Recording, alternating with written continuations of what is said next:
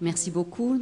Merci de m'avoir invité, tout d'abord. Alors, je vais peut-être donner un exemple de technocratie dominée par les économistes, de technocratie internationale dominée par les économistes, mais qui néanmoins essaie de contribuer à ce débat et peut-être de le faire avancer au niveau international, parce que là, nous avons beaucoup entendu parler de ce qui se passe en France.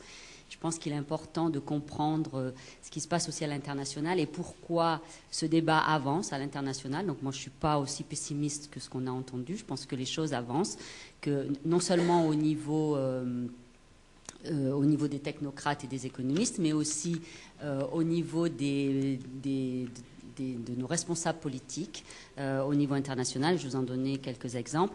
Et puis, rapidement, vous dire ce qu'on fait à l'OCDE et quels travaux on met en œuvre et pourquoi on adopte la méthode qu'on adopte, peut-être. Si on peut... C'est un peu compliqué parce qu'il y a beaucoup de... C'est bon ? C'est en train de venir. Bon, alors...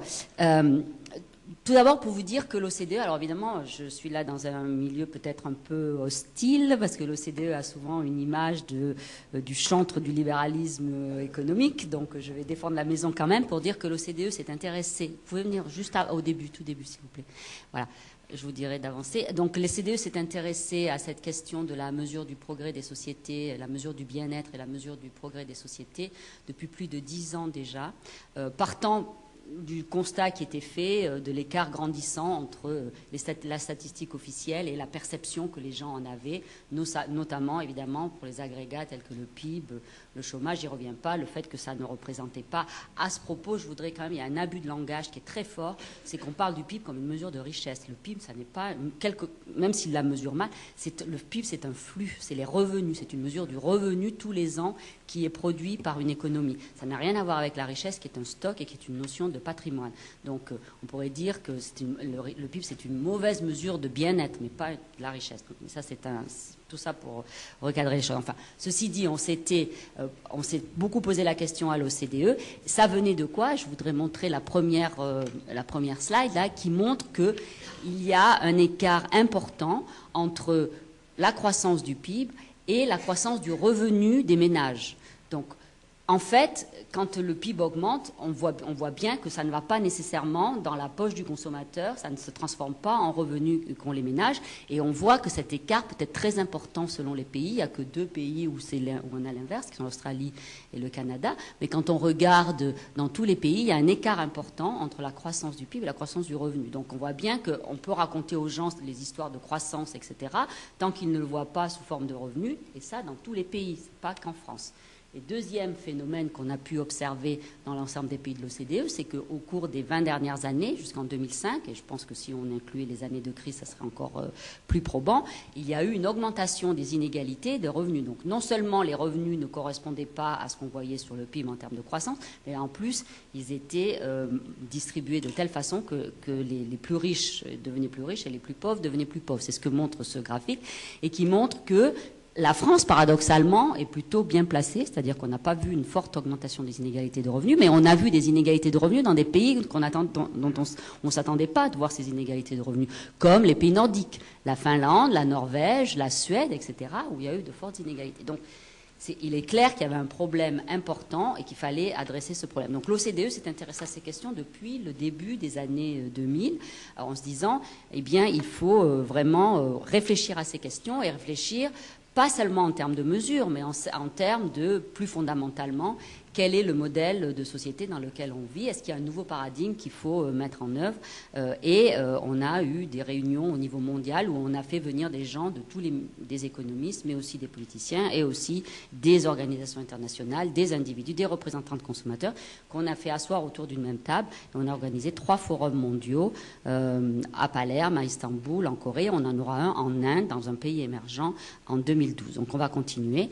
Et évidemment, sur ça est arrivé le rapport Stiglitz, si vous pouvez. Voilà, donc ça c'est la remise du rapport. Et vous voyez que M. Fitoussi fume, entre nous soit dit, au moment où il remet le rapport au président Sarkozy. Donc oui, peut-être il était soulagé, c'est sa mesure du bien-être à lui immédiat, qu'il fallait qu'il ait une cigarette pour lui. Bon, donc ceci a renforcé l'idée, a contribué à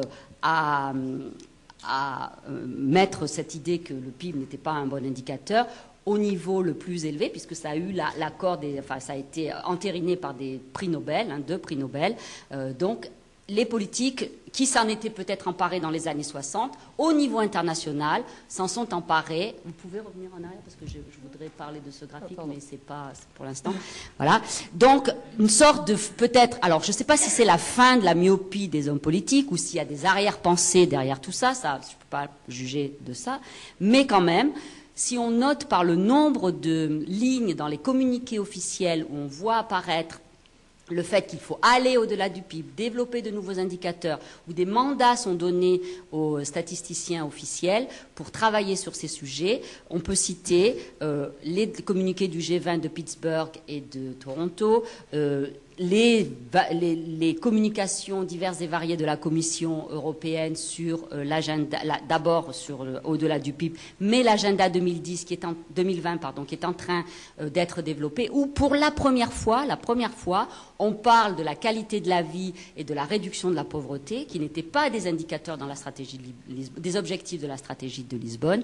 Et récemment à l'OCDE, les ministres qui se sont réunis en mai dernier, les ministres de l'économie, ont demandé à l'OCDE de poursuivre ses travaux dans ce domaine. Donc, je ne veux pas dire qu'on est arrivé au bout du bout et que les hommes politiques commencent à avoir une perception plus juste des phénomènes qui sont et de cette question-là, mais néanmoins, je crois que moi, je serais moins pessimiste en disant qu'il y a quand même une prise de conscience forte au niveau politique. Alors, je voudrais en venir maintenant à 3 exemples sur ce que nous tentons de mesurer à l'OCDE et qui, évidemment, pose tout un tas de questions, mais on y reviendra peut-être au niveau du débat, notamment les questions de méthode qui ont été évoquées juste maintenant.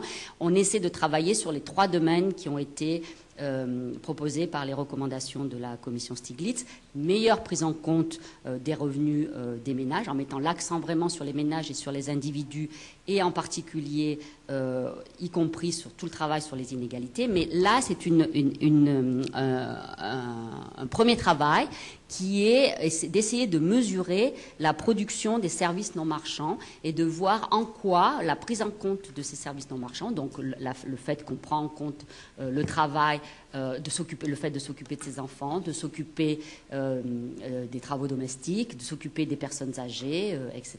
Donc toute la production domestique, comment ça change. Alors on peut le valoriser de diverses façons.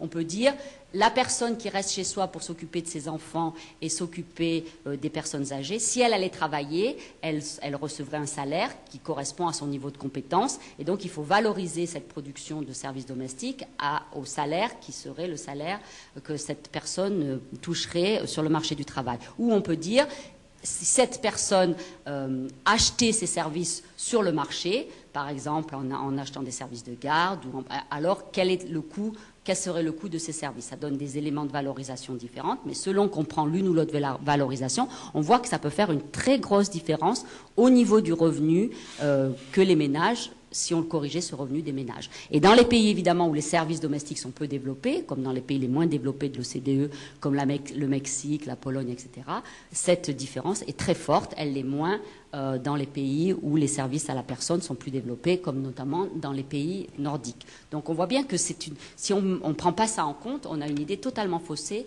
de la comparaison internationale de ce que sont les revenus de ménage. Donc c'est un premier exemple des travaux que nous avons démarrés, que nous essayons de faire au niveau international, et nous espérons que c'est ce type d'indicateurs qui seront adoptés dans le futur.